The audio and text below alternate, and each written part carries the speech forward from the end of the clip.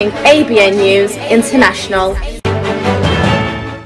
अस्सलाम वालेकुम नाज़रीन, मैं हूं आयशा शबीर और आप देख रहे हैं ABN न्यूज़ इंटरनेशनल। नजर डालते हैं आज की अहम खबरों पर। कमालिया से मोहम्मद अफजल रहमानी की रिपोर्ट के मुताबिक पंजाब स्कॉलर स्कूल कमालिया की ज़ेर तमाम सालाना तकरीब मोजिज़ मेहमान ग्रामी तारक जमान भट्टी एडवोकेट हाई कोर्ट सदर अदारा सबकतुल्लाह कमालिया चौधरी मोहम्मद इमरान गिरेवार सदर खिदमत खल्क जिला टोबा डॉक्टर जाहिद टोगर डॉक्टर अब्दुल खालिक नदीम साहब सदर शोबा डॉक्टर खिदमत खल्क कमालिया डॉक्टर सुल्तान महमूद सदर खिदमत खल्क कमालिया इंजीनियर मोहम्मद रमजान सीनियर सहाफी हसन मुस्तफा की खुसूसी शिरकत।